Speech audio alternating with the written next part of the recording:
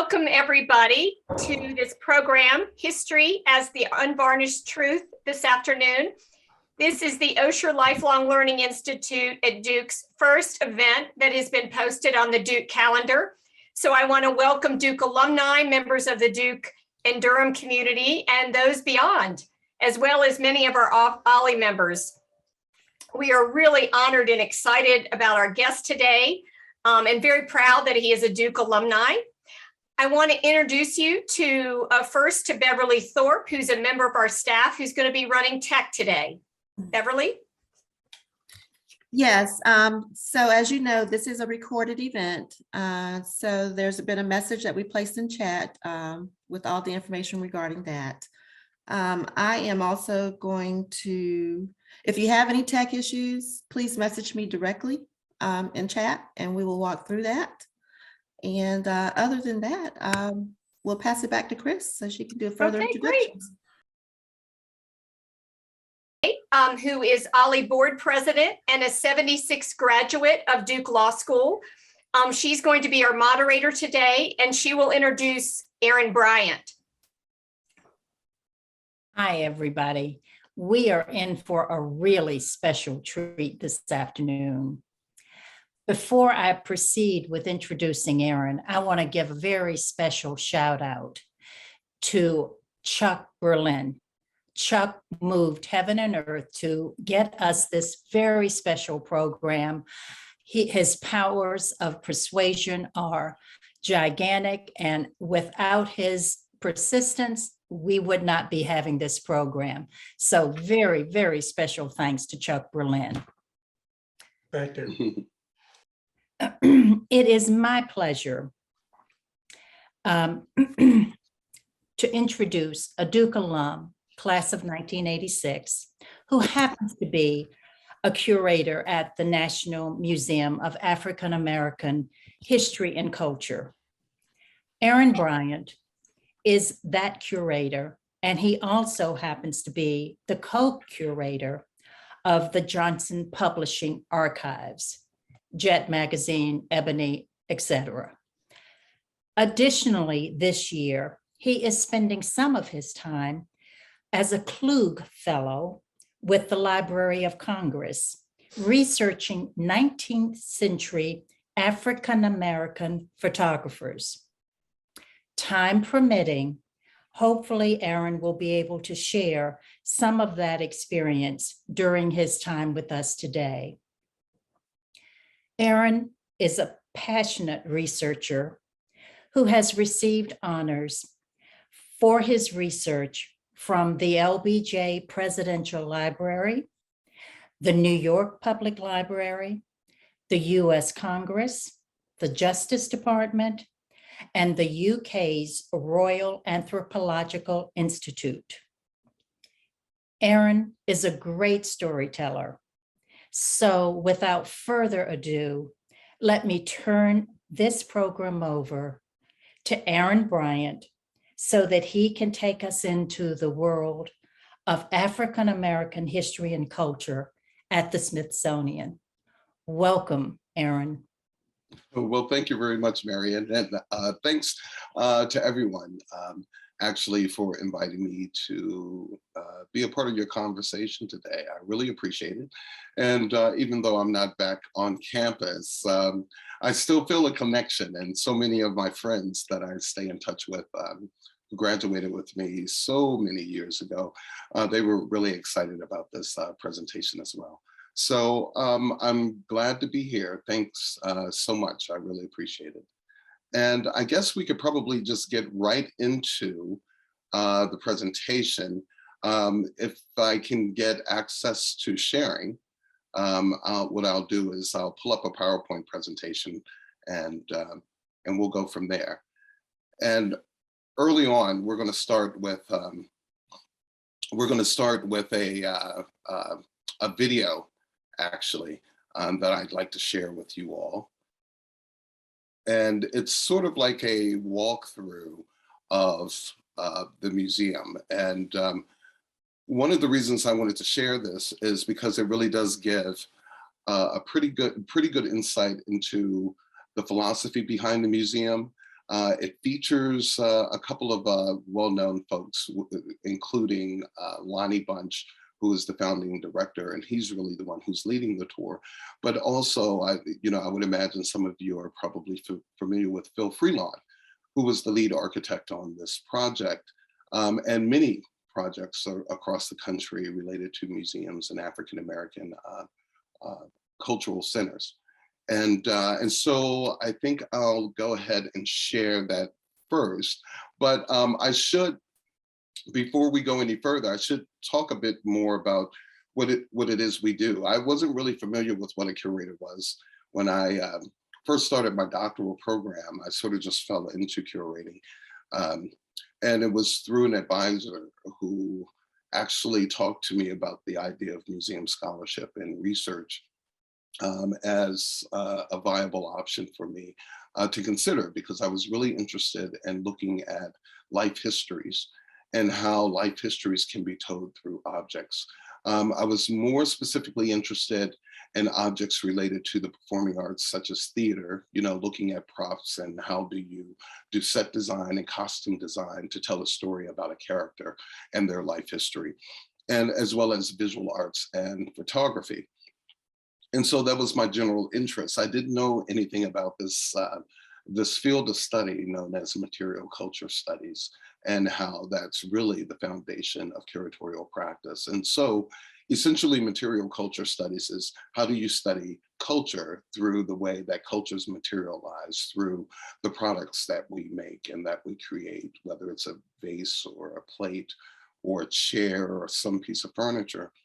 How do we research those objects, and those objects can tell us something about the culture and the society that created it. And so I began doing research for museums, looking more specifically at how do you create a historical narrative and do historical research, and then what are the objects that can help us to tell that story. And so I've been a curator now, I guess, since 2005, so for about 16 years. And I really enjoy it. It seems to be a natural fit for me. And part of it is, as Marian talked about, it's storytelling. You take historical facts, and then you turn them into some sort of compelling story, at the center of which there's some sort of human experience that we can all connect to. And I think that's really the secret to curating. We often think that museum practice and narratives at historic sites, that kind of thing, is really about, you have an object and you say this object was made out of these things and this is the way it was constructed. But really what we want to do, or at least my intent in curating, is figuring out a way to tell a story about a human experience, a person that artifact relates to, and then how does that story help us to not understand the humanity of that person, that becomes a metaphor for the humanity of all of us. And so hopefully through studying this artifact and this person, we can all get a better understanding of who we are as well. So that's the context of what curating really is all about, at least for me. And so what we'll do is, I'll give you a brief introduction to this next video. We'll play the video. I'll give you an overview of the museum, and then we're going to take a short break, and then we'll go right into Q&A.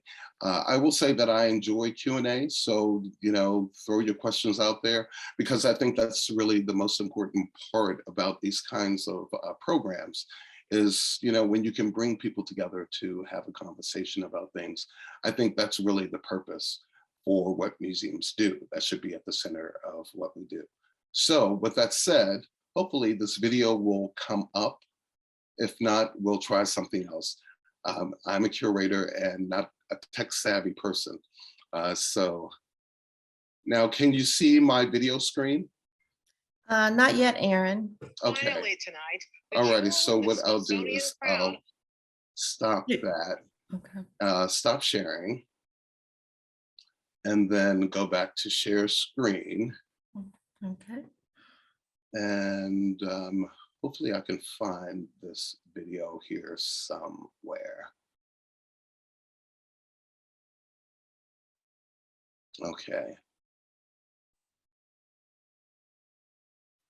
Alrighty, so I'm going to try it one more time. All righty.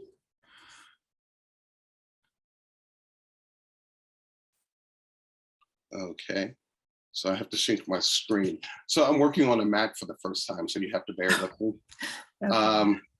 My PC decided to quit on me, and so jumping from one to the other can be a little bit problematic for me sometimes, but we'll get it. That's okay. Take your time.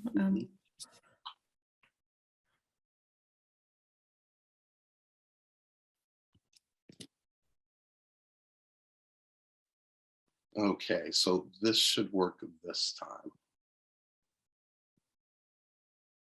Alrighty, so you should be able to see my video screen now. We do. Mhm. Okay, great. And once again, this is just sort of like an overview of an actual video tour. And my presentation was going to be sort of a PowerPoint tour, and in a way it still is, but it's nothing like actually walking through the space and to be able to be in the environment with the lights in the cases. And then also, you know, it really is such a bonus to be able to hear Lonnie Bunch talk about this. This video was created before the museum opened, which is also really special because it's right at that point where Lonnie was absolutely exhausted, but he was probably the most excited he had ever been because he was almost across the finish line. And to be able to work with someone like Lonnie Bunch is absolutely amazing because he really is like a kid in a candy store when it comes to history and museums. And I think that comes across in this video. Okay, so we're gonna start it now. And Finally tonight, can you hear? the jewel in the Smithsonian Yes. Okay, is great. this weekend on the National Mall. President Obama will be on hand to dedicate the National Museum of African American History and Culture. We take you on a tour and show how it all came to be. You can see she has her camera right there. That was one of her photographic days. Joyce Bailey's legacy turned out to be worth more than money. Her mother, Lois Alexander Lane, left her a treasure trove from the museum she created, the Harlem Institute of Fashion. Costumes, dresses sewn and worn by slaves, celebrities, and by civil rights icons. One of the things I think people are surprised to know or to remember is that Rosa Parks was a seamstress. Yes, she was. She was actually carrying the dress that the museum now has on the day that she was arrested. It's a beautiful yellow with brown stripes in it. It's beyond belief. You really just have to see it. Beginning this weekend, thousands of people will stream into the brand new National Museum of African American History and Culture to see elements of Bailey's collection and countless other priceless items. There is this, an airplane flown cross-country to the museum, once piloted by the all-Black Tuskegee Airmen. The casket of 14-year-old Emmett Till, lynched in 1955 for whistling at a white woman. The writings of abolitionist Frederick Douglass. Shackles discovered on a sunken ship that brought hundreds of slaves to America. And from a South Carolina plantation, a fully restored slave cabin. The dress Marian Anderson wore when she sang at the Lincoln Memorial, and costumes from The Wiz, the all-Black Broadway musical based on The Wizard of Oz, donated from Joyce Bailey's collection. This is an amazing place, chock full of the expected and the unexpected.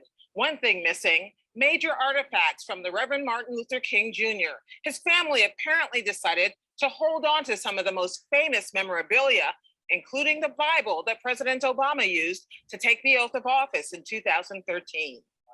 In any case, it fell to museum director Lonnie Bunch and his band of curators to sort through what turned into a rush of donations. But when I saw them, I said, we are going to tell that story. And I just love, from The Wiz. I just love how they look. I just think they're so distinctive.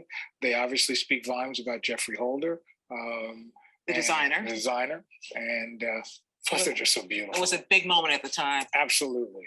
From sobering memorabilia like Rebellion leader Nat Turner's Bible to 20th century musical memories, Chuck Berry's Cherry Red Cadillac, and Parliament Funkadelic's iconic Mothership, here lit up and sheathed in plastic in preparation for the opening.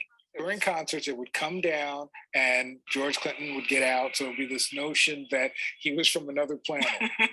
Which he kind of was. Which he still is. The $540 million project, a century in the making, and the first green museum on the National Mall, captures the sweep of African American history. So what do we have here? This is one of my great treasures. What I love is what my staff is able to find.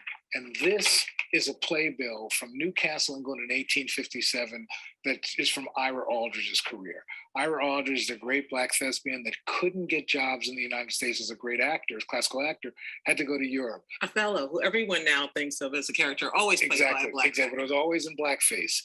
Galleries are devoted to breakthroughs in sports and performance. Joy of Prince, and I love the Michael Jackson fedora. Yeah, I just captured that. And obviously the Soul Train costume. Soul Train costume was a little alarming. Because we thought that was cool. I don't know that we. Speak for yourself. This is cool. Bunch, a former president of the Chicago Historical Society, shepherded the project to completion, wooing Congress for half the money and soliciting private donations from millionaires like Oprah Winfrey and philanthropist David Rubenstein. But he also appealed to individuals, families, churches, fraternities, and sororities, who handed over gems like James Baldwin's inkwell and Malcolm X's tape recorder. Advance tickets flew out the door, 5,000 of them in 18 minutes one day. On this journey you have been to get to this point with this museum, what has been the biggest surprise for you along the way? I think I've been stunned by the excitement and the way people really care. I mean, there are times I'll walk in an airport and people will just sort of give me the thumbs up, or I'll walk down the street and church ladies will come to me and say they're praying for me. So I think the fact that this means so much to so many people has been the biggest surprise for me. As with other Smithsonian museums, one building cannot begin to hold its collection. Conservator Auntie Newman has helped preserve the collection at the museum's facility in a Washington suburb. There is always the balance between preservation and exhibition and allowing the public to see the national treasures, and then also balancing that with preserving it for future generations. It's lovely to have a place to highlight the struggles, the causes, and the progression that many people and the contributions many people have done in this country. It falls to Newman to repair Shaquille O'Neal's size 20 shoe, to prepare a stool for Muhammad Ali's gym, to restore worn pages of the first book of Black poetry, and to spiff up funk singer Bootsy Collins' bright yellow leather costume. It just needs a little bit of cleaning in order to make it ready for presentation, as it has been used a lot on stage. Collins' outfit occupies a place of honor inside the new building, which is a work of art itself. The Corona, the signature exterior feature, is made of 230 tons of bronze-colored aluminum panels, 3,600 in all. Lead architect Phil Freeland oversaw the building's striking design. Many of the buildings on the mall are marble, granite, concrete, lighter in color. This building has a variation in how it appears. So on certain days, in certain lighting conditions, it can be very vibrant and bright. In other times of the day or in the evening, it's darker. So there's this interesting dynamic of changing appearance of the building. Within view, the Washington Monument, and even a glimpse of the White House, which Michelle Obama famously noted was itself built by slaves. Bunch says this makes race an integral part of the American experience. But in this country, we are so nervous about talking about race, about engaging. We keep having national conversations about race, and it seems that this building itself is a big conversation. Did you encounter along the way any resistance to the notion that we talk about Americans only by race? I think there was fear that we would be a place that might be divisive, that people wouldn't want to talk about race and that we would force them. to talk about race. I think there was a great concern that would this just be a museum by Black people for Black people? And I think we had to counter that both by the kind of stories we told, by the way we tried to say, this is a story of America through an African-American lens. Joyce Bailey's mother could not have foreseen this day, but she did see the value of preserving Black history. Lois Alexander passed away in 2007, leaving her daughter with a window into history. But didn't you feel a little emotional about letting it go? I was very happy about letting it go because I knew my mother's legacy would continue. Curators think about legacy too. Lonnie Bunch is still looking ahead. I want to make sure that curators 50 years from now can tell the story of today, if that's what they want to tell. So I hope this museum will continue to evolve, continue to change, because it really has to be a place that is the great convener, that can bring anybody and everybody into a conversation around race. From groundbreaking in 2012 people as a nation that is steeped in its history, to open doors this week, America Preserved, America Celebrated, right in the nation's front yard. Online, you can watch our full extended interview with Museum Director Lonnie Bunch. Okay, so there you have it. I think that pretty much sets up things so well for us and helps us to understand the philosophy directly from the founding director's mouth, and you can see his excitement there. And it's still very much the feeling that we have at the museum even today. You know, we're talking now nearly 7 years after opening, and there's still a lot of excitement.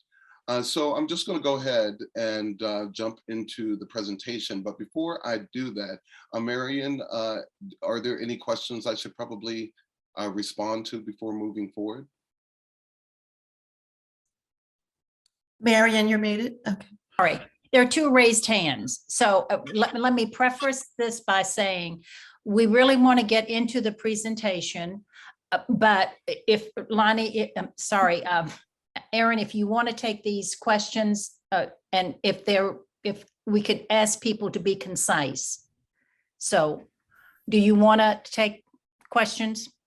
Sure. We could go ahead and if there are questions that might be answered by the presentation, but I was just wondering if anyone had any questions after watching the video before I get into the presentation. Okay, unfortunately, I can't see who had their hands raised. One is David Stein and Rob. David Stein is one. Okay, David, please go. Sure, Aaron, thank you so much. And I run the John O. Franklin Young Scholars Program, and we're coming up to the museum for the third time next spring because we're going to be studying sports and protests. And I've been through the collection quite a number of times. How do you evolve the collections? How do you, I've seen the material, but I don't see a lot of new stuff coming in all the time. And I was wondering how you maintain that balance as a curator. Yeah, that's a really good question. I'm glad you asked that because that really helps us to give context to understanding what the exhibition galleries are all about. So I'll go through the architecture and how the galleries are all set up. But essentially, when we opened the museum in 2016, we opened the museum with the idea that these exhibitions would be in those spaces for 10 to 12 years, about 10 years. And so you can't keep objects on display necessarily for that long. And different objects require different kinds of conservation specifications for how long they can be on view out in the light or out in the air. So we have these exhibitions that are up for about 10 years, and then we rotate objects. So for example, if you have a photographs, depending on what the material is, whether it's a tintype or a daguerreotype or it's a photograph on paper, it might be up for about 6 months, 6 to 8 months. And you can change the lighting, of course, and change the environmental conditions under which the photograph is on display to sort of extend that time. But what happens is, we have a photograph, it has to come down in 6 months in order to mitigate any damage. And so we'll take that one photograph down, but the exhibition will stay up We'll take the photograph down and replace it with another photograph, maybe a like photograph. Sometimes we do a graphic reproduction, but most times we just, exchange the photo for something that's related. And so because we have to do constant rotations, we're also collecting all of the time. For example, we have, I just opened not too long ago, co-curated a visual arts exhibition. And so there are objects in that art exhibition that can't be up for an entire year. And say the exhibition itself would be up for about 2 years. We're going to take down paintings, and we have to go out and find new paintings that are related, or some other artwork that's related. So for example, we have the Breonna Taylor up in this exhibition, the Breonna Taylor painting done, that was done during 2020 by Amy Sherald. And so we would take that down and replace it with something else. And so it might be something like a Dave Hammond's flag, but we have to go out and acquire the flag. So we're always collecting that way. But also, one of the things that, as you can see from this video, is that this museum really was built, I mean, we had $1 million donors and even multi-million-dollar donors, but we also had folks who donated a lot of $25, donations. They donated $25 for memberships and that kind of thing. And we actually set records with the number of members we were able to get. So a huge number, I can't remember exactly how much, but you wouldn't believe how many people donated $25, and it quickly added up to 1,000, 100,000, and 500,000, that kind of thing. And so just as we had people donating $25, we also had donors who were donating just small objects, for example, that they might have found in their attics or in their basement somewhere. And it could have been anything from a political button, for example, for, I don't know, Dizzy Gillespie for president. He ran for president in the 70s. Someone would find this button and they're like, what am I going to do with it? And they would donate it to us. And so we still get a lot of that today. And so we're still actively collecting. As curator of photography, I'm always collecting. I could have meetings with photographers or donors, several times a week, because there are so many people out there who are still interested in donating. And then we also have purchases. We purchase through either galleries or auction houses. So we're always collecting, even though you might not see it on display. We're always collecting. And then in terms of, I don't know if you notice, some of the images from Black Lives Matter protests. I do contemporary history, contemporary collecting, which means that even things that are happening today, we're mindful of collecting things from events that happened today. Say even the Breonna Taylor protests, the George Floyd protests, we were out collecting and people were contacting us. So it's not just about collecting history from 100 or more years ago. It could be collecting history that happened last week.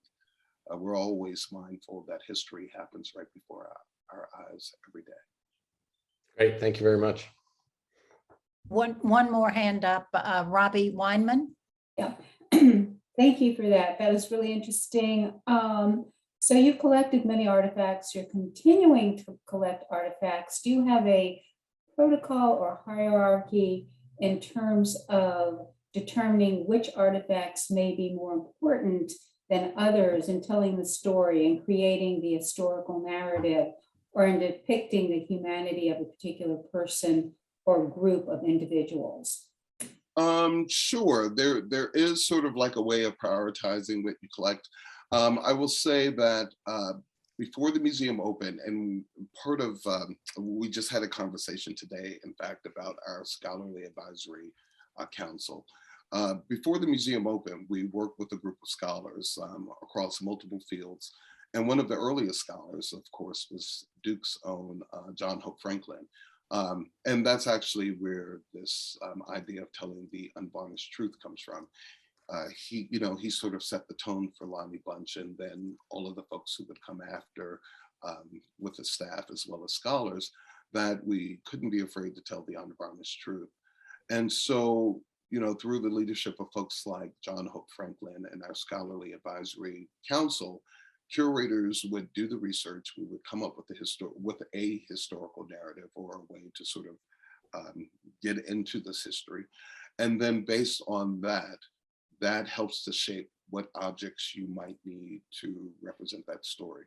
So for example, if we're going to talk about the Montgomery bus boycott, then it becomes important for us to get an object that represents Rosa Parks. And as you can see from the video, we ended up getting this incredible collection from the Black Fashion Museum. And it included objects from Rosa Parks, including the dress that she was carrying on the day that she was arrested. And so, you prioritize based on what the story is, essentially.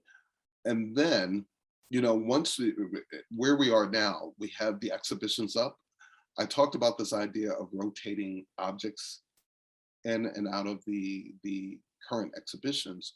And so then those become a priority.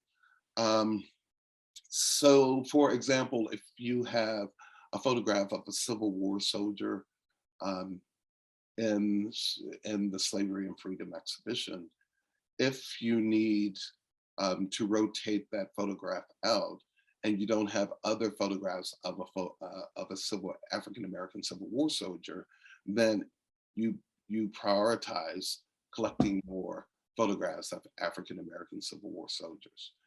So it sort of goes that way. How do we prioritize objects that we would rotate immediately into the current exhibitions? And then you would also want to prioritize objects that are sort of like once in a lifetime. So in this video, for example, they mentioned that at least at the time, the King family wanted to hold on to some of the objects from Martin Luther King so that they can make better decisions about what to do with these objects in the future. But in the meantime, we have gotten a copy of King's "I Have a Dream" speech. It's actually the copy, his handwritten copy, and it's on display now, or it has his handwritten notes, and it's on display now. And it's actually an object that we got from Vanderbilt University. So it's actually part of their collection. So, in the meantime, we will prioritize collecting objects from King. And when the opportunities present themselves, then we sort of want to make sure that we take advantage of the opportunity because they don't come around that often. So that's sort of the way we prioritize. And then, of course, curators will have a wish list of things that they think are really important. Great, Aaron. Thank you so much. Why don't you continue with your presentation? Okay, so this is a photograph of the museum, and it's become your screen is not up. Oh, okay, stop sharing. Let me see. So you didn't see the PowerPoint presentation? No, not yet. Okay. All righty, how about now? Yes. Okay. So this is a photograph of the museum, and it's become iconic all over the world. I will say that, again, going back to John Hope Franklin, who was actually at Duke when I was there, and he himself was an icon in African-American scholarship and American history at the time. This whole idea of telling the unvarnished truth. And it's interesting because, nowadays, the unvarnished truth, I don't know, what do we mean by that? But I would say that the unvarnished truth is something that has become sort of like almost like a political minefield in many ways, because you have so many debates about alternative facts or critical race theory, or how even the 1619 Project was sort of at the center of a lot of political culture wars. And so when John Hope Franklin and then Lonnie Bunch carrying the message about the unvarnished truth, it was really about, we can't confront those painful issues in our past, and we can't celebrate the things that are most joyful amongst us until we can actually recognize them and acknowledge them. It's almost like in psychology, or psychiatry, where people have to deal with certain issues in their past. Psychology, actually, that's what it is. Issues in their past, or to a certain extent, they become unresolved, and as a result, your life moving forward in your future will always be about these unresolved issues. And so the idea of telling the unvarnished truth really is about acknowledging everything in our past and embracing and recognizing our past so that we can begin to deal with history in a very honest way. And so that was really important for the museum because we knew we were going to be telling stories that could be very difficult for people to deal with. And as we see today, again, even with something as the 1619 Project or even critical race theory, we see how there are so many cultural wars around just basic ideas regarding race and history. And so the museum had to take a stand and say that we can't be afraid of those difficult conversations. And so as a result, our collecting was about preserving evidence of the past, of course, but also we were built on a foundation of community discourse and being a place where people could go and have these really difficult conversations and honest conversations as well.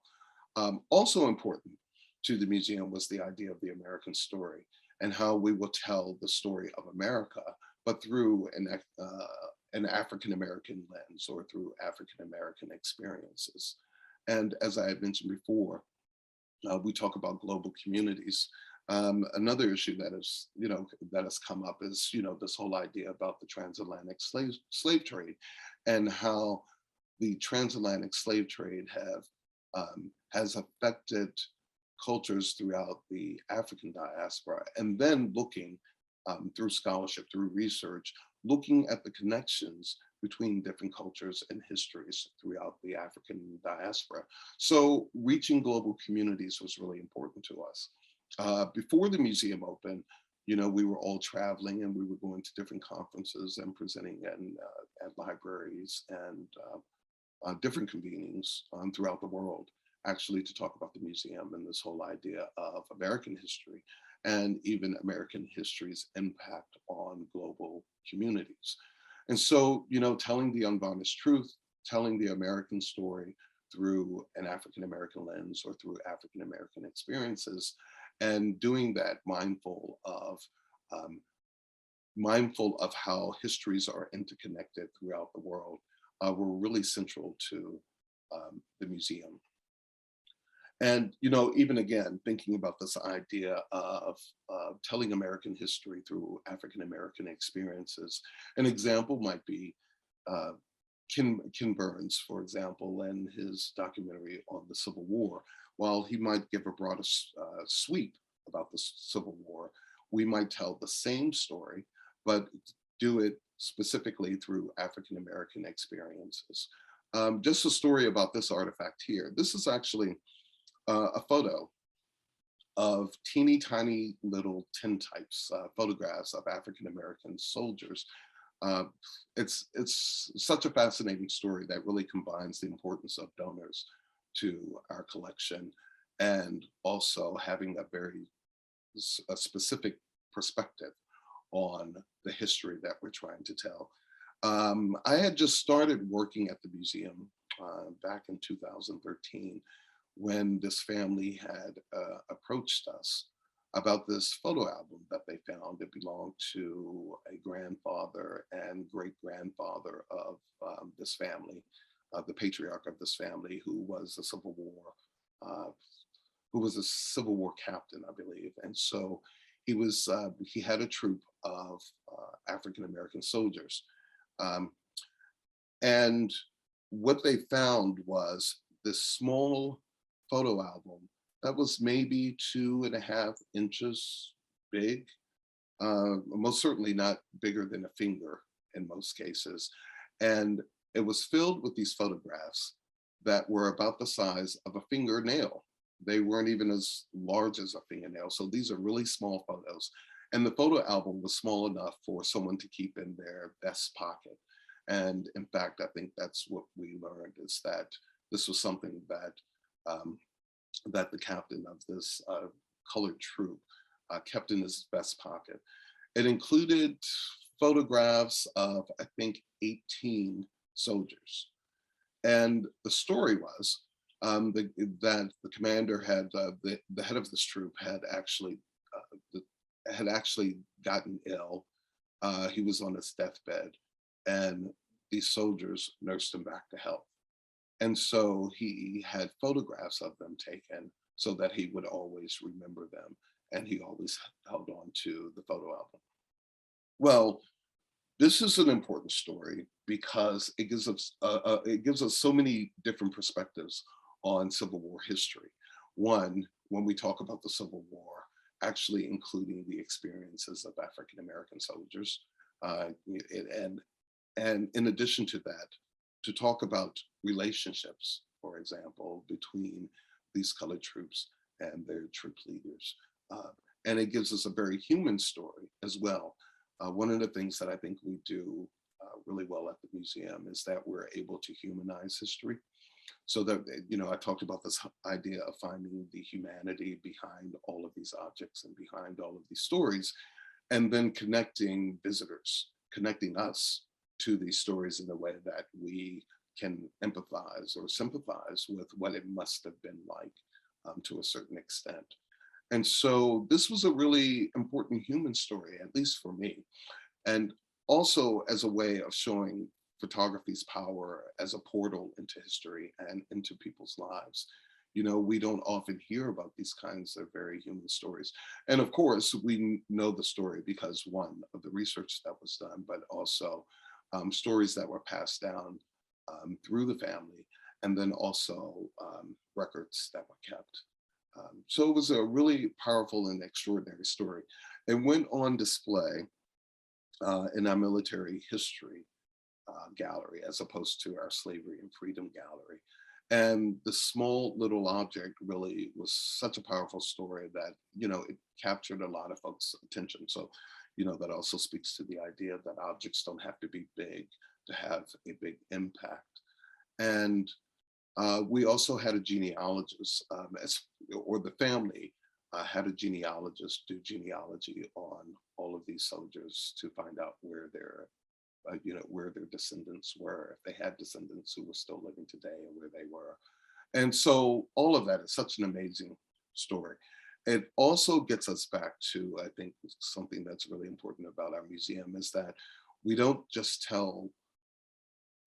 tell stories about the past, or we don't just explore history. What's really important for us is to be able to connect history to everyday present lives. So to get back to the earlier question about our collecting and how do we expand even our exhibitions, this whole idea of you could take a photo album of 18 Civil War soldiers, but then take it further. Who were these soldiers? We have the names written down on the album. So how do we begin to do research to find out if they have any descendants that are, still alive today?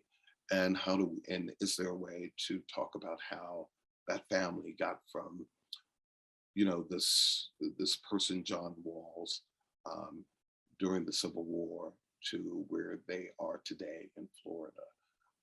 And the impacts, where we could see an impact of how one person at one point in time could have an impact on an entire community or family of people. So along those lines, it's really important, so as we make these discoveries, how do we get them out to the public beyond just putting things on exhibit? And how do we talk about issues related to the Civil War or Reconstruction, or some of the assumptions that we might have had about the role of African Americans, the role that they played during the Civil War? To my understanding, about 10% of the soldiers in the Civil War were African Americans. So you think about this album might be 1 or even 18 stories, but how many other stories are out there? So in terms of our continued collecting, this might be an area in which we will continue to collect. To say, for example, we would like to set as an objective having one of the largest collections of African-American Civil War soldiers in the country, and to do as much research on these soldiers as possible. So then these kinds of ideas become the center of, what can be community dialogue. But in order to have community dialogue and to get away from the culture wars, we really do have to create this safe space. And in order to do that, it really is about respecting differences, that people have come to this country in different ways, and we have different experiences, and even different definitions of how we talk about democracy and define democracy. But to be able to create dialogue around these ideas and to be able to exchange ideas is also central to the museum. It's not just about collecting objects, but it's also about how do these objects then become portals to community conversations. So now that's a bit about our philosophy. I think it gives context for our philosophy. Now I'll talk a bit more about the architecture, the design of the museum itself. So the museum is essentially 5 stories from the ground level, but then we have an additional 3 floors, 3 levels that are underground. And those 3 floors comprise the history galleries.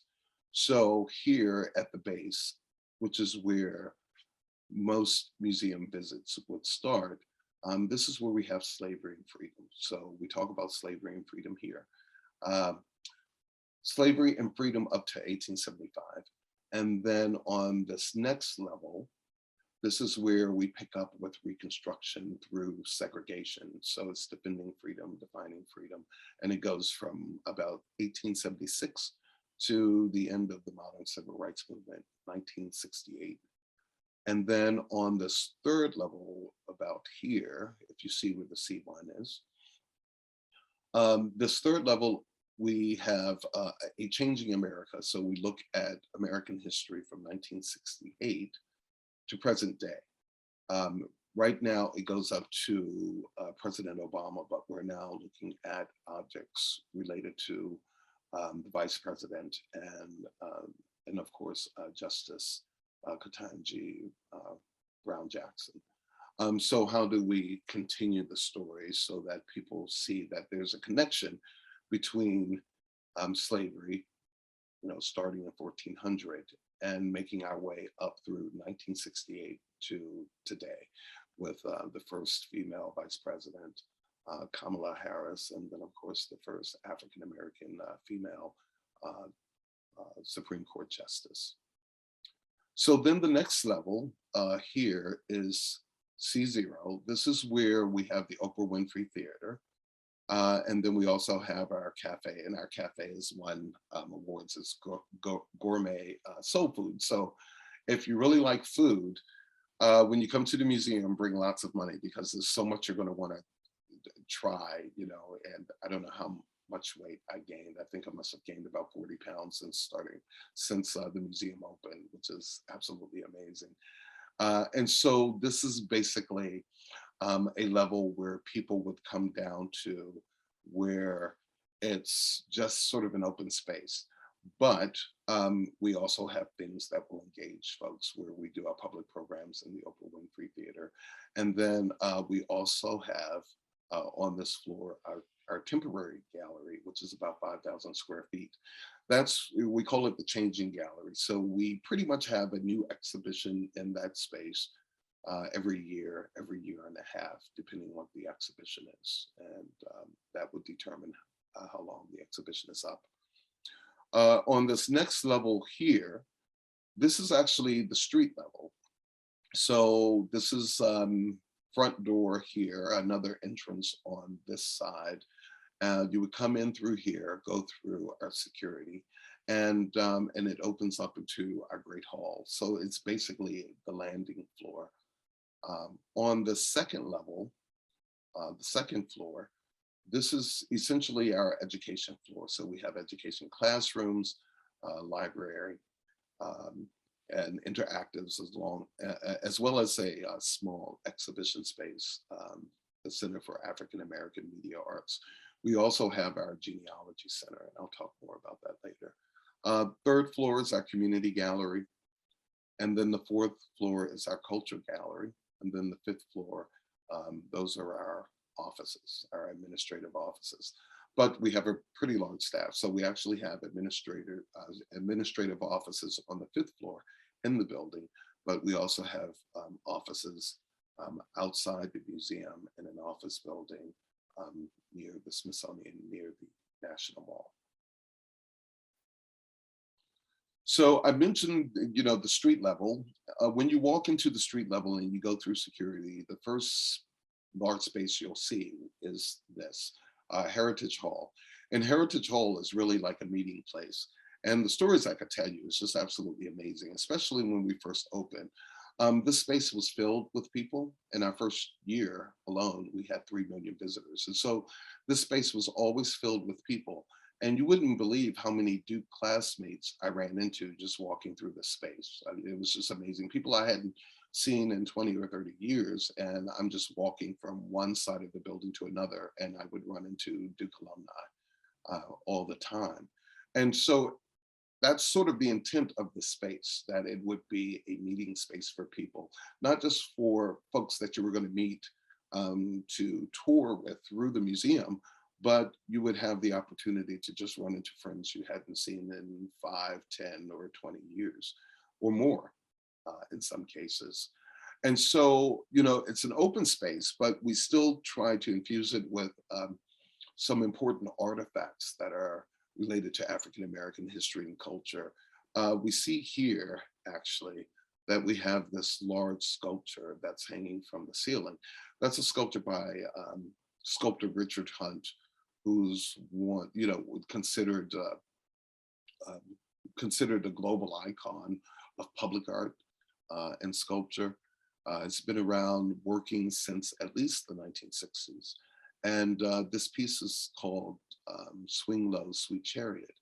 And so the idea is that when you come into Heritage Hall, as people congregate there, it was also a meeting space, not just for the people who are present, the living, but also a meeting space for ancestors. So if you're familiar with the Negro spiritual, Swing Low, Sweet Chariot, it has a verse that says, coming forward to carry me home.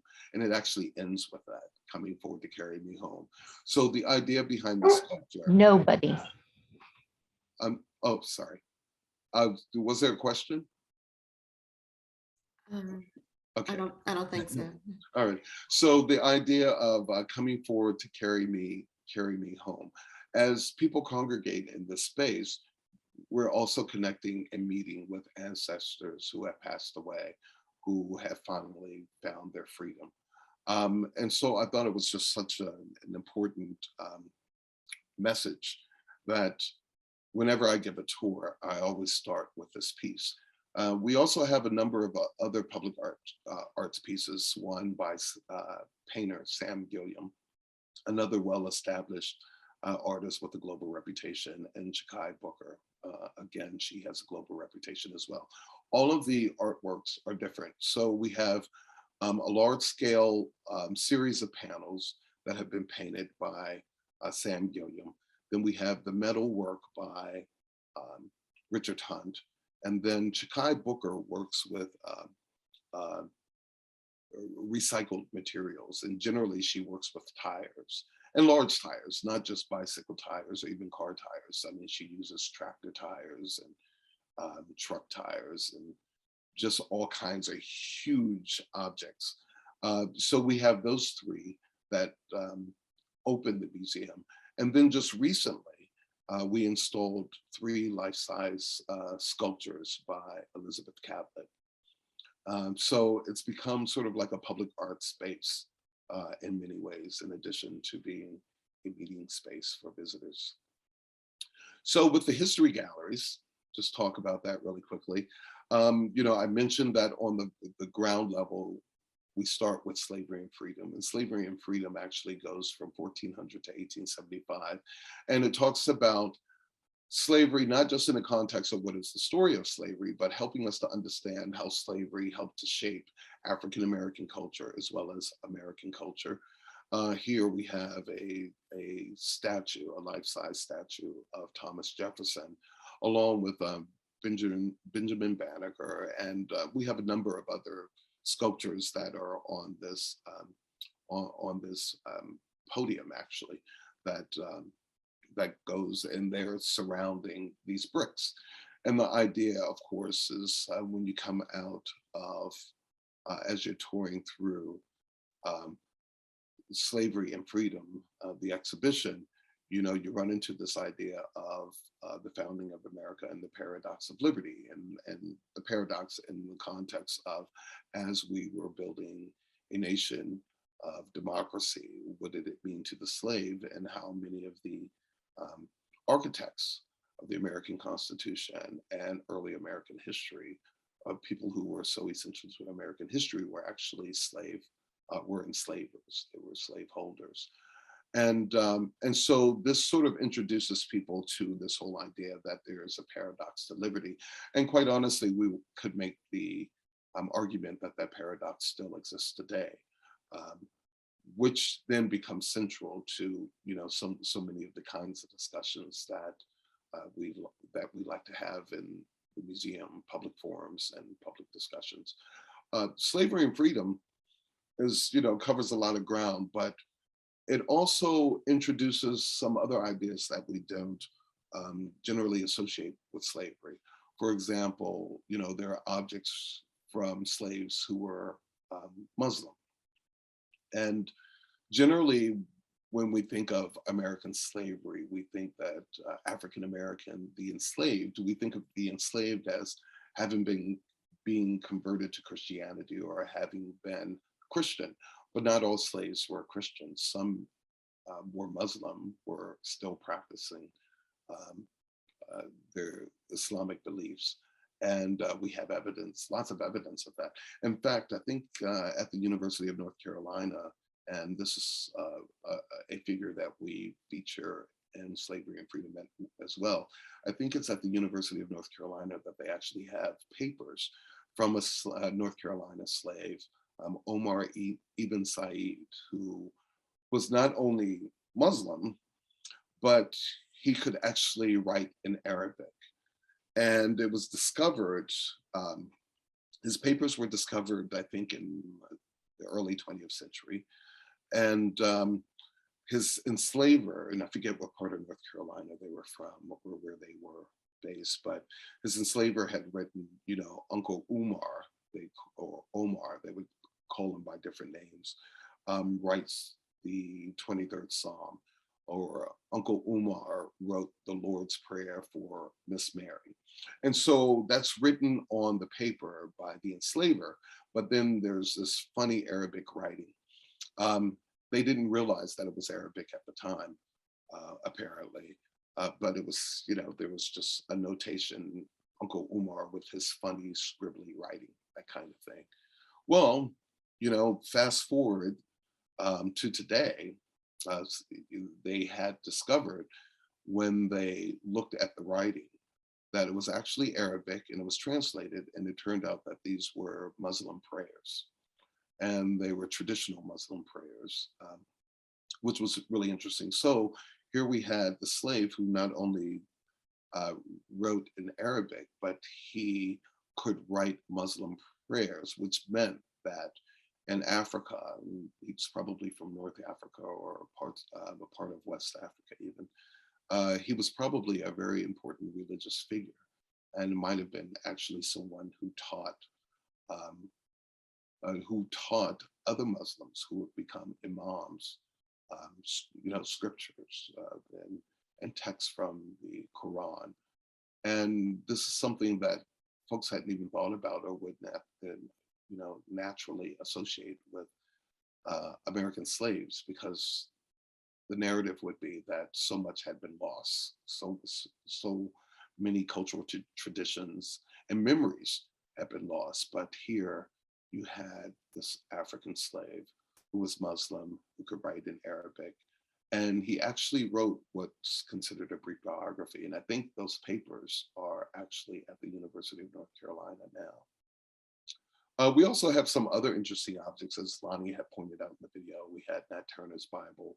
We have material from Harriet Tubman, including objects that were given to her by Queen Elizabeth.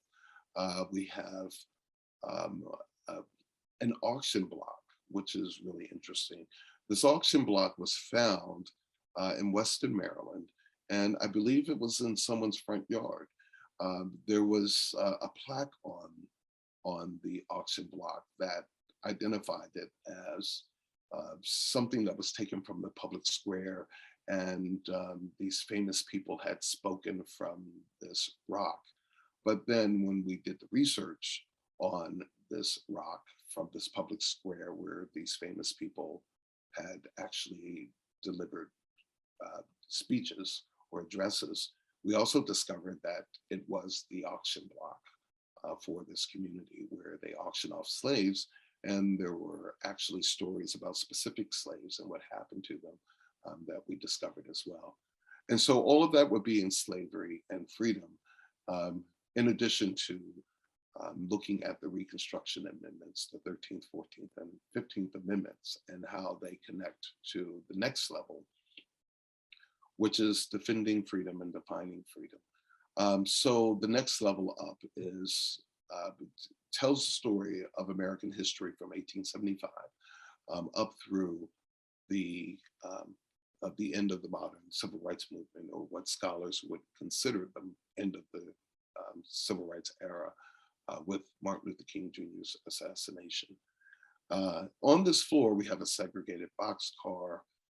We have Emmett Till's casket. We actually have a room set up like a small chapel that has Emmett Till's casket, as well as Rosa Parks' dress. But we also look at following emancipation, how African Americans began to build their own communities as they moved away from plantations and they settled elsewhere. They actually created these African American townships. There were lots of them here in Maryland. What's interesting is that many people don't realize that areas where they live today might have at one time been an African American township that was settled by former slaves. And so we have houses. We have a house from one of those townships there. We look at African American churches, banks, HBCUs, etc.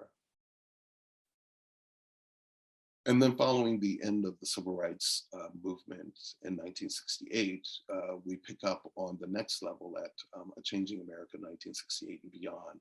And that's where we begin to see the shift happening following King's assassination. And here we also start expanding more into pop culture. So not only are we seeing different kinds of movements expanding from, say, the mid-1960s through 1968 and 1970, say, the Black Panther Party, or even, the Nation of Islam, how they had become, really popular, especially in places like Chicago in the 1950s and 60s, and then 70s. But we're also looking at how African Americans are beginning to define themselves in very different kinds of ways, as more African Americans are going to college following, the World War II with the GI Bill. We now have another generation of baby boomers, essentially African American baby boomers, who are going away to college, and so they're getting involved in politics. They're becoming college professors. They're working in business, getting involved in economic development, and starting to work with developing Black communities. And so we really focus on that here in this gallery. And this gallery goes, again, up to present day. Right now, it ends with a display case on President Obama, and then it includes one of Michelle Obama's dresses. But we're also looking at how do we expand that to include even more recent history with Kamala Harris and Justice Brown Jackson. The second floor is referred to as Explore More. And again, Explore More is really about our education and where we have opportunities for people to engage in educational kinds of technologies. For example, if you see in the back here, we have this huge display case where you can go up, you touch the screen, as they're like giant iPads side by side, and you can touch a screen. These are objects in these screens, and these objects, you get more information about the object, but the object is also connected to other objects where they become part of this constellation of objects where it's an endless amount of stories, almost looking at the idea of 6 degrees of separation. How does one object relate to another object? So how does an object from the 19th century relate to, say, Black Lives Matter? And so there are these endless constellations and connections that are made historically between objects. You see this car here. This car is actually our Green Book Interactive. And the Green Book Interactive, if you're familiar with Green Books, that was a publication that came out during segregation for African Americans who wanted to travel. Again, if you think about the impact of World War II and the GI Bill, and this whole idea of what happened to, what was happening in America economically through a post-World War II industrialization, as African Americans were migrating, particularly to northern cities during the mid-20th century for jobs in industries. You know, they were buying cars, they wanted to buy houses as well, but there was still the reality of segregation. And so the Green Book was a way of outlining for African Americans safe spaces or safe places they could go to eat, to get lodging, or, you know, rest stops where African Americans were welcomed. And so this huge interactive, this car, this a blue car, is a way to sort of teach about the Green Book and what it was like to be African-American traveling through parts of the country during the mid-20th century. But we also have our genealogy center here on this floor. We also have our library, and we have a media center where you can actually go take your home movies and get them digitized. And then we have our Center for African American Media Arts, education classrooms, and then a number of other interactives. The third floor, that's where we have our community galleries. And our community galleries are set up in a really interesting way. It starts with the center being making a way out of no way. And that's where we talk about African Americans, how particularly following slavery, they began to expand and to come together to create communities around religious institutions, educational institutions, and community benefit societies and associations.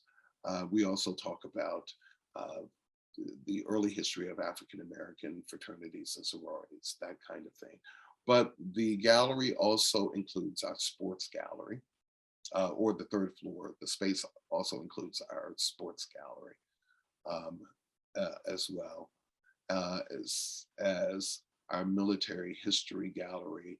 This is the power of place. So we talk about how migration patterns and how African American settlements as Africans were brought through the transatlantic slave trade and brought to different spaces, how that impacted the cultural landscapes of different parts of the US, but particularly as African Americans following emancipation began to build their own townships in parts of the country. Say Texas, for example, like Barrettsville, Texas, that was founded by a former slave who went out and found his relatives and then brought them back to live on the land that he had purchased. And then as other African Americans heard the story, they would find their way to a place like Barrettsville, Texas, and they would begin to settle as well.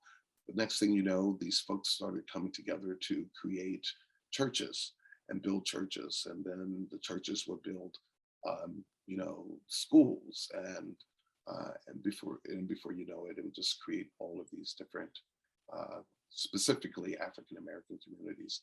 And then our military history gallery which is really phenomenal. I think they did such an amazing job with this gallery, especially in such a small space. The space is larger than this, of course, but when you learn about the history of African Americans and the U.S. Military, African American soldiers, there have been African American soldiers who have fought in every single American conflict, going back to the Revolution. Then the fourth floor, we have our culture galleries, and this is sort of the landing, the center of the culture galleries. This floor includes our visual arts gallery, as well as our music gallery. And then we have another gallery called Taking the Stage.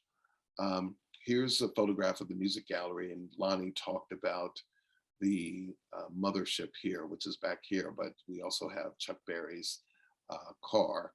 And again, some of these stories of how we were able to collect these objects is really amazing, incredibly fascinating. This museum could not have been built without the thousands of people who have contributed in some way in ensuring that we would have objects, and then money as well, because it takes money to care for these objects. This is a view of a section of the Taking the Stage gallery. Here we have a photograph of the piano from the piano lesson. I think these are objects from Ma Rainey's Black Bottom, but we also talk about theater, dance, television, film, and comedy in the space and other smaller spaces.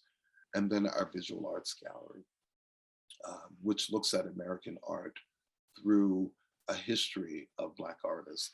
And many people don't realize that there were African Americans who were artists going back to, early American history, even during the 1700s. And there were a number of prominent artists that many people didn't even know were African Americans. There were painters like Joshua Johnson, for example, and so many others who were commissioned to do work for white patrons. And people, history didn't realize that, that these painters were actually African American. And just some basic facts about our first year. In our first year, we had 3 million visitors. We were setting records at the Smithsonian and continued to set records at the Smithsonian for quite some time, even long after opening. We went from having absolutely no objects whatsoever. We just had Lonnie Bunch, basically, and then he got an assistant. And from there, he built a staff. He created a staff, and we all went out and created 40,000 objects, found 40,000 objects to collect for the museum. And that doesn't even include, photography. Photography, I think by the time we opened, we were probably at 30,000 photographs in our collection after having started with none. Our first year, we did 46 public programs, which is amazing when you think that there are only 52 weeks in a year. And yet we were doing public programs, every week. And we were actually doing public programs before the museum opened. Lonnie believed that we didn't need a museum in order to operate and do the important work that museums do. So as I mentioned before, we were traveling around the country, presenting at conferences and giving lectures at different universities. We were collecting. But at the same time, we were also doing public programs, a number of which I worked with our public programs department, for example, or worked with them on, for example, our Black Lives Matter program, which we did in 2015. So we actually launched that program more than a year before the museum opened, but we were doing programs every week. We averaged about 7,000 visitors a day. It says here the average dwell time is 5 hours, but it's actually longer than that. When people come to the museum, they actually stay practically all day because it takes so much time to get through all of the galleries, of course, and everyone wants to get through the galleries. But if you can make it past the cafe, then you're a really strong-willed person, because by the time you get to the cafe level and you smell the soul food, the fried chicken and the macaroni and cheese, and and all the other gourmet dishes, soul food gourmet dishes, the red velvet cake and southern dishes as well, the catfish. Most people will go in and they'll even sit in the cafeteria for about an hour and a half before they go on to other parts of the museum. We had visitors come from every state, of course, in the US, as well as American territories. And this was really interesting that 60% of the people who came through the doors actually came with their families. 40% of the people were over 60, and 47% visited with children under 18. So we had a really interesting cross section when it came to the demographics of our visitors. So I think in terms of what our museum, and I should probably try to wrap up, but what our museum tries to do, and Lonnie would say this in so many different circumstances, where history is not just about presenting the facts, but it's about getting to the unvarnished truth and talking about the unvarnished truth. We have to ask ourselves, in looking at the past, what are the lessons to be learned? And looking at different moments in time, whether we're looking at a moment from 500 years ago, or looking at something that just happened last week or a couple of years ago, again, thinking about Black Lives Matter. Specifically, you know, we need to explore what this moment means in the context of our nation's history. But of course, in order to answer that question, we have to think about what are the lessons we can learn from all of this. And, you know, along those lines, that really becomes a foundation for how we can provide a platform, as well as resources and opportunities for the public to come together, for people to convene and to share their perspectives on America's past. But more importantly, how do we connect that past to the present and the future? How do we learn from our past so that we can create a better present and future for ourselves? And I think I can, Marion, if you want, I think maybe I can stop there and then we can think about Q&A if we wanted to take a break now, if people need a break. Why don't we take a 3-minute break and we'll come back. Put your questions in chat, raise your hands. And yes, this is a great place to take a break and get ready for a robust Q&A. Okay. Okay, so see you in 3 minutes, everybody. Okay, you want to give us a time? Beverly, can you do that? I can. It'll be 3:21. Okay. All right. Thanks so much. Thank you.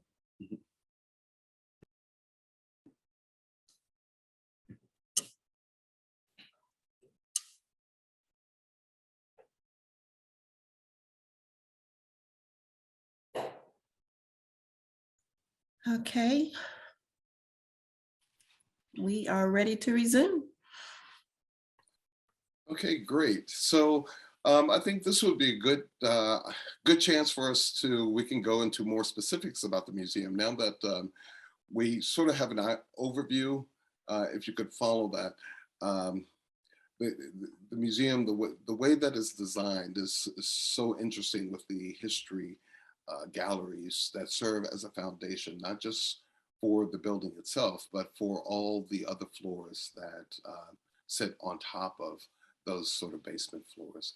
And so I think if you get a chance to visit the museum, you absolutely should, because it is really quite an experience and you won't believe that you can actually spend an entire day in a museum.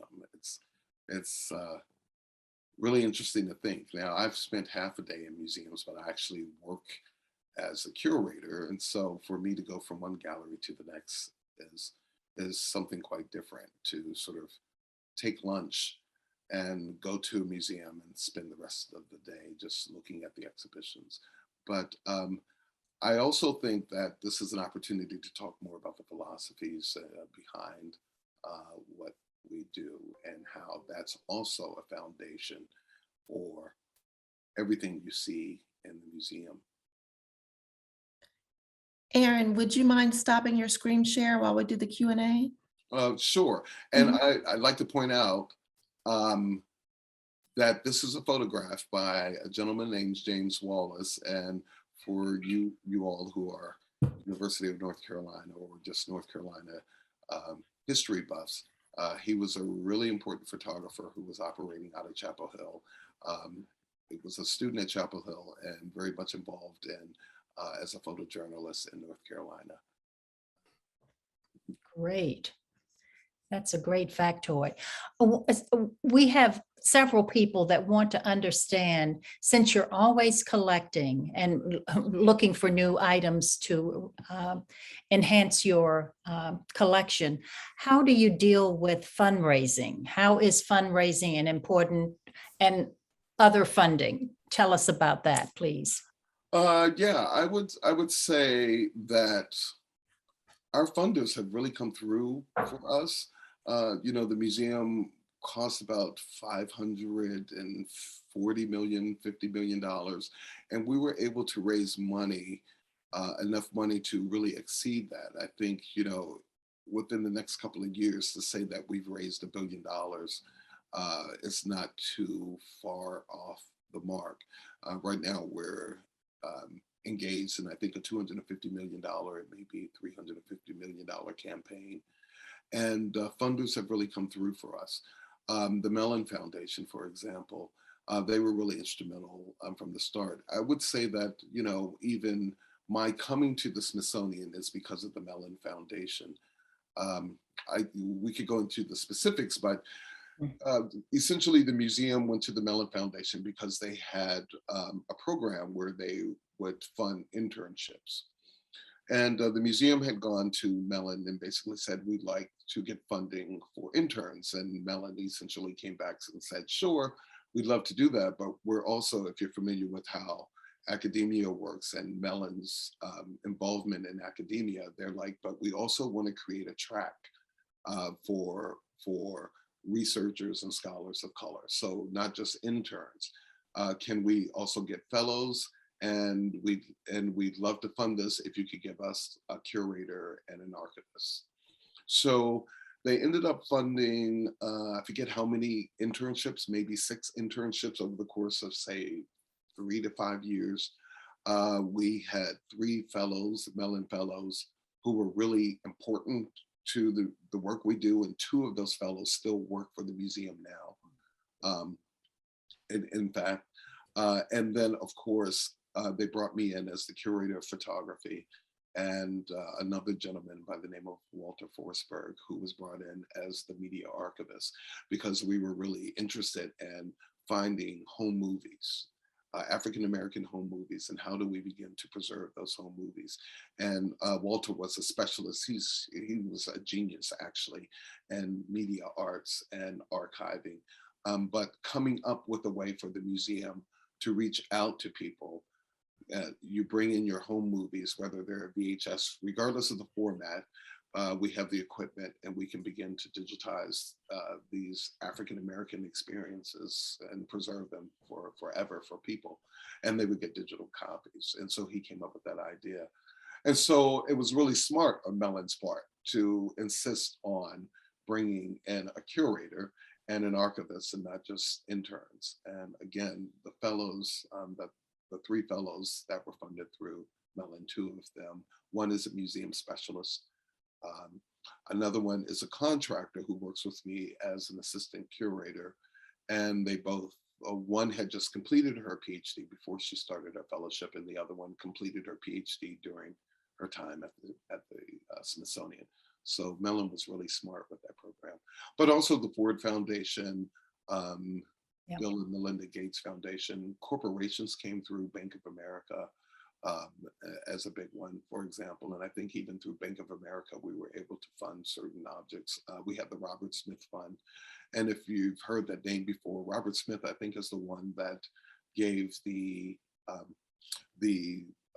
commencement speech at Morehouse maybe last year. Year before. And he announced, I'm paying off everyone's student loan debt. Yes, You know? for the graduating class. Yeah, for the graduating class, you know, Yes. wow. So, Yeah. And so he funded our genealogy center, Oh. which is really important. You know, gosh, there's another video out there of this journalist who interviewed one of our curators, I think before we opened. And it turns out that her mother was in Jet magazine. And so I think the Jet magazine was on display. And so they had worked with her on doing all this kind of genealogical research, I suppose. But the work that comes out of our genealogy center is absolutely amazing. Our genealogists used to work for the Daughters of the American Revolution, African-American women who specialized in helping African-Americans trace their genealogy back to the American Revolution. I have a question on a follow-up on that. Can you work remotely with your genealogist, or do you have to be in Washington to take advantage of that? I will say that all of my work with the genealogist has been remotely. Generally, I give her basic information, but I think it works best.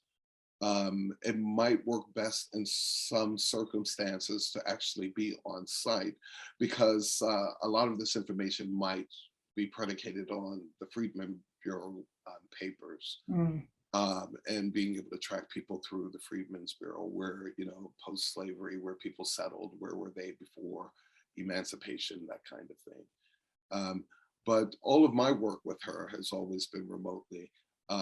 You know, there are times I've needed to work with her on doing research on folks who are in photographs. Well, like, we might have a name, but I may not know anything about them. And so she can do the genealogical research and tell me pretty much everything about them based on census data that she gets. Great. One question. From Chad, does the museum do tours, organized tours when we get past COVID, obviously? Oh, sure. Yeah, we absolutely do. And that's usually handled through our Department of External Affairs. They're considered VIP tours. During COVID, they tend to be a little more like VIP actually means like a donor or something like that. But before, you know, you could work either through the Education Department or our Department of External Affairs, which handles special events, if you would like to set up a tour. As a matter of fact, I would say that in Heritage Hall and throughout the entire museum, the Black Alumni Network, Duke Black Alumni Network, had a big bash there. You talk about a special event, and oh my goodness, I saw people I hadn't seen since the 1980s. And so, yeah, our special events department is absolutely phenomenal. Great, good to know. Robbie? Unmute. First of all, this is a fascinating presentation. Thank you very much. The Green Book actually won an Academy Award for Best Picture in 2019. So it's a fantastic film. I have a quick comment and a quick question. Comment is you emphasize stories a lot, and stories definitely humanize subjects and creates a connection and communication for people with common values and emotions and so forth. And I would imagine that has a big impact on dialogue. My question is, the subtitle is History is the Unvarnished Truth. So if just taking one of the stories you talked about, the Civil War soldiers, and then you mentioned, of course, African Americans participating in other American conflicts. How do you see this museum or these stories contributing perhaps to a revisionist American history that actually would be studied in the schools? And what do you mean by revisionist? Are you talking about sort of like additive, like this is the story we understood, but here are other stories that help us to better understand this history? Yes, probably a combination of that and revisiting the way the story has already been told. Right. Yeah, I would say that the museum in many ways has already done that, because what we've done, at least in the projects that I've worked on have always been, and looking at different ways of understanding history. So for example, in a week, oh my goodness, in a week, I have an exhibition that opens at the National Museum, the Civil Rights Museum in Memphis, Tennessee. It's on the 1968 Poor People's Campaign. So there were a couple of things that I wanted to do with that exhibition that were really important to me. One, to help people to understand that the civil rights movement or the civil rights era didn't really end in 1968 following King's assassination. If you're familiar with the Poor People's Campaign, essentially it was King's final crusade. He was planning it when he went down to Memphis to support the sanitation workers strike. And he was assassinated in Memphis. But the campaign continued, and it opened, it actually started with 100 representatives coming from poor communities across the country, coming to Washington, DC to meet with the heads of different agencies at the end of April. And then in May, there was a launch. There was a special ceremony in Memphis to really launch the campaign. So we tend to think that with King's assassination, that marked the end of the modern civil rights movement. And the story sort of ends. It's like, okay, so then what happened to the idea of justice? Well, you know, doing research and doing exhibitions on something like the Poor People's Campaign, we wanted to emphasize that civil rights didn't end, or struggles for social justice didn't end in 1968. They became more transformative. Perhaps they were less about civil rights and were transforming or changing into movements that focus more on human rights, like economic justice, being able to eat, healthcare, education, job training and opportunities, and looking at some of our policies, so like the Social Security policies that impacted welfare, those kinds of things. And so, you know, at being able to create exhibitions that put out into the public these ideas that come after, you know, that sort of follow our assumptions. The civil rights movement ended, and we say, well, no, it didn't end, it continued, it just took on a different form, and this is how. I think doing those kinds of things, also, it's a photography-based or visual culture-based exhibition. It was really important to me that that exhibition feature women for a couple of reasons. One, because in civil rights history, particularly the history of civil rights photography, all of the folks who have taken the photographs that we know and that we would see at exhibitions were generally white men who were photographing and commenting and observing the civil rights movement. For me, it was interesting to think about, well, what did Black people have to say? What were their perspectives as photographers? And more importantly, why is it in all of these exhibitions, these major exhibitions, have we not seen women photographers represented? So this exhibition featured, I think, 7 photographers, 4 of whom were women. And we actually discovered new photographs in the process. We discovered like 2,000 photographs by a photographer named Clara Watkins that was just kind of hanging out in the archives at the Smithsonian. They just disappeared, not because of Smithsonian administration, but because she was the wife of someone who worked at the Smithsonian, I believe, and they went out and collected all of these recordings, et cetera, of the Poor People's Campaign. And then they just put all of the stuff into a room, and they were like, well, who's Clara Watkins? Does she work for the Smithsonian? And it was like, well, no, she doesn't. Oh, well, maybe we should just hold on to this, but we can't accession it because she actually doesn't work here.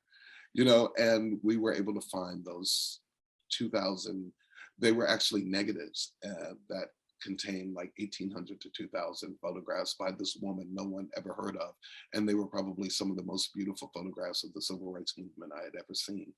And so introducing those kinds of things, or you know, discovering new objects that were in the archives or that were in people's houses. There was one gentleman who, God bless his wife, had a basement and garage full of objects from the Poor People's Campaign. And had we not done an exhibition, you know, who would at that time that we started, who cared about the Poor People's Campaign or these huge objects, including these 12, 8 by 4 feet plywood panels. There were 12 of them. And so we ended up collecting all 12, and I'm sure his wife was really happy about that, along with some other stuff that he just held on to. I mean, who decides that they're going to collect 12 8 by 4 feet panels, plywood panels with murals and, sort of graffiti and artwork all over them, and hold on to them for 50 years, And so being able to find these objects that people have been holding on to for a number of reasons, they were in his garage as opposed to a museum, because nobody cared about the Poor People's Campaign, and it's like, so there was no reason for him to donate these things to anyone. But with our museum, he was like, you might be able to use this stuff. We were like, what? Are you kidding me? It was interesting that from the start, and Lonnie tells the story all the time, people were really concerned about whether or not he'd be able to raise the money. It's like, where are you going to get money for a Black museum? And where are you going to get objects? What are you going to do? Just show us, buttons and quilts? Essentially, they were like, the only thing you would be able to show are maybe, vinyl records and quilts and those kinds of things. And with the announcement of our museum, and this goes to donors again, people coming out of the woodwork to support the museum, all of a sudden, folks were showing up. This one guy, Charles Blockson, he was like, oh yeah, I have, like under my bed, a box full of Harriet Tubman objects. Who knew? And so understanding that this was happening, we were finding objects that gave us a very different perspective on American history. Like, oh wow, Harriet Tubman got all of this stuff from Queen Elizabeth. Did anybody know that? Or our recent find with the young photograph of Harriet Tubman in the Howland album. And no one had ever seen Harriet Tubman young. She had always been presented as sort of old, but here we have a young Harriet Tubman who was probably in her prime at the time this photograph was taken, and we discover it, and it becomes part of a new discourse. Wow. Kat LeBlanc, I see your hand raised. Thank you. And thank you, Chris and Marion and Aaron. This is just a beautiful program. Aaron, I am a Duke grad 1971. All right. I was at the opening of the museum in 2016. It was one of the most beautiful days of my life. I was just so filled with pride. I live in North Carolina, but I have returned to the museum 14 times. And so it really has become something like a pilgrimage for me. Mm-hmm. And I'd like for you to speak to that. And I really love the John Hope Franklin Serenity Room, where you can go and reflect. And if you would just say a word about that, I'd appreciate it. Thank you. Yeah. Oh, one last thing. Mm-hmm. I was a participant in the 1969 takeover of Allen Building. I was so happy to see in the Change in America section that you had a little tiny piece on what was going on some of the predominantly white campuses during that time. Yeah. And I felt like we had been included. Oh my goodness. Well, and I will also say, by the way, that if you have any objects left over from that time, please feel free to share, because I think it's important to preserve those histories and that work. I talked a bit about how we do contemporary collecting, because, as a contemporary history person and someone who really believes that the civil rights movement didn't end in 1968, and I'm always looking for ways to, sort of show that. I realize that history happens before us every single day. And I think most people on this talk might understand that, but, being able to convey that to kids, the younger people today, that you're a part of history every single day of your life. You just have to be able to recognize that nothing is inconsequential or unimportant. And so understand that what you do today you know, you probably didn't realize when you were in the Allen building that it was really historic. You were just like, no, things have got to change, you know. But it turned out that it was a really important part of, you know, for people like me to come to Duke years later. And then my brother, who was there in the 90s, you know, that kind of thing. So all that, you talk about the pilgrimage idea. A lot of people say that. And I think part of it is because, you know, what's really important about telling stories, and I learned this when I did my master's, I was a business analyst, and so I was used to looking at facts, researching the facts and presenting the facts and saying, these are the facts, very kind of matter-of-factly, you know. In the third business quarter, we presented blah, blah, blah, et cetera, et cetera. So when I did my master's program, I had done a master's thesis and actually volunteered to do one. I was a horrible student at Duke, but by the time I was in a master's program, I was much better. But volunteered to do a master's thesis because I wanted to work for the head of the associate dean of administration, Ben Mordecai, who was a Broadway producer. I actually did theater management. And he was like, wow, your research is really thorough. And man, you really got the facts straight and you've got all this data. I was looking at funding to Black organizations, Black theaters in particular. And I presented all this data and he said, but there's no story here. How do you humanize? How do you get people to care? Nobody cares about this, you know? And I was like, I don't know, it's good writing, right? I mean, there was nothing wrong with the writing. And no grammatical errors, syntactical errors. I thought this was perfect. And he said to me, I'm going to find someone to work with you to teach you to write. He's going to be your writing mentor for the next year. And he'll call you. He'll call you at 4 today. I've already talked to him. So I was, you know, in my dorm room at 4, in my room at 4. And it turned out it was August Wilson. So August Wilson is like, I'm like, he said, yeah, Aaron? I said, yeah, this is Aaron. And he goes, yeah, Ben Mordecai asked me to give you a call. I said, oh, yeah. So have you seen my thesis? And he says, yeah, what do you think? And I'm just talking, not realizing it's August Wilson. And he never told me, I don't think. He just said, well, I think the first thing we can do is I'm going to do X, Y, Z, and here are some recommendations. First, you have to humanize the story. And I was like, what do you mean humanize the story?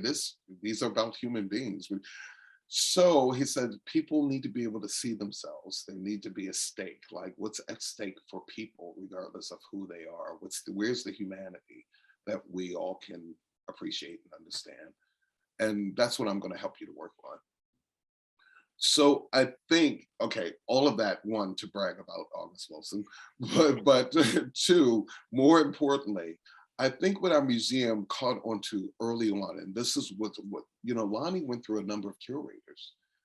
He was like, nope, this isn't it. This doesn't work. He had brought in all these consultants. It's like, it doesn't work, until he finally got a mix of curators who understood that you can't just tell a story about American slavery. You have to tell that story through the eyes of a little boy or a little girl. You have to tell that story through the eyes of a mother, you know, and help show the human dimensions of these stories, so that no matter who you are, whether you're from South Carolina, Iowa, Black, white, regardless, as a mother, as someone who was a little boy or a little girl, or is, you know, the parent to a child or grandparent to a child, you can understand that story and how it might impact the people the story is about. And so that's what August was trying to teach me. And the museum has become really good at that. I think Lonnie's genius at it, and there are a number of curators there who are just really, really good at that. I can think of one in particular, the one that does slavery and freedom, Mary Elliott. And because people saw themselves, it's not just a matter of putting Blackness in the space, because lots of museums, lots of institutions can put Blackness in the space and say we're representing Blackness. But the issue is, well, are you really representing my Blackness if you're not representing my humanity? And so this museum was representing people's humanity. And so regardless of the fact that you might not be Black, or, you know, you might not be the descendant of slaves, because the humanity is represented, it represents so many of us in so many ways. And so I think that's a big part of why it became a pilgrimage, quite honestly, because for the first time, people saw themselves, whether it was, you know, I did a photography exhibition in the temporary space, and there was a couple that was debating these photographs. Well, not really debating.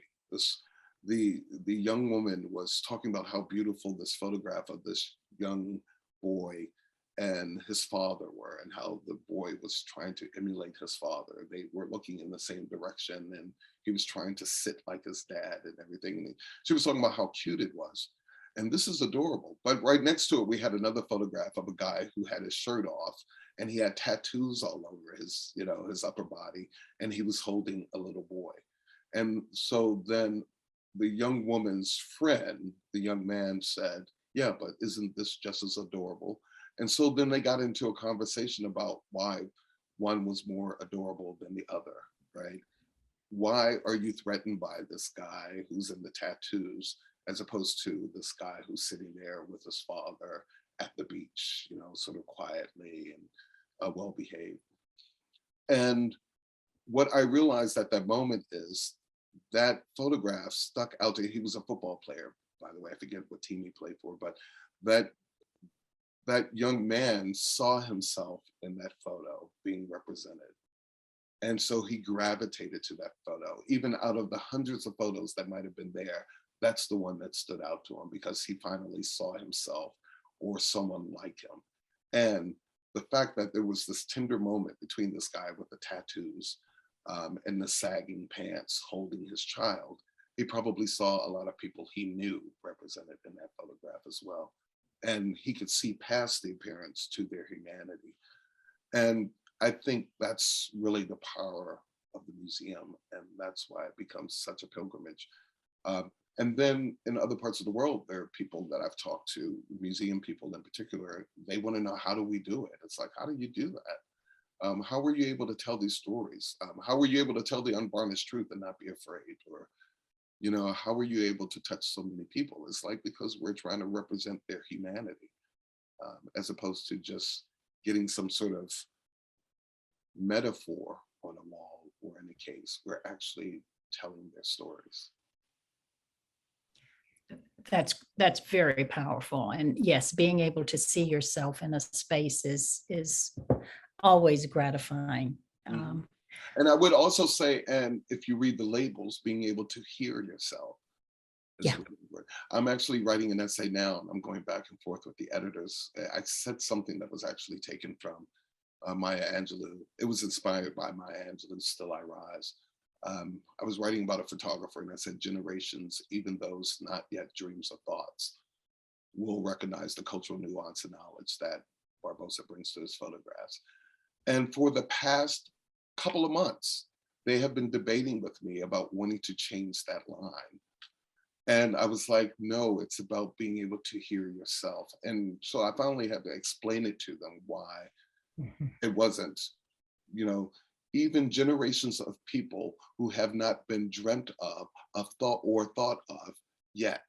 You know, they kept trying to change it to that. And you have to be able to hear yourself in your own humanity and what you're presenting. Amen.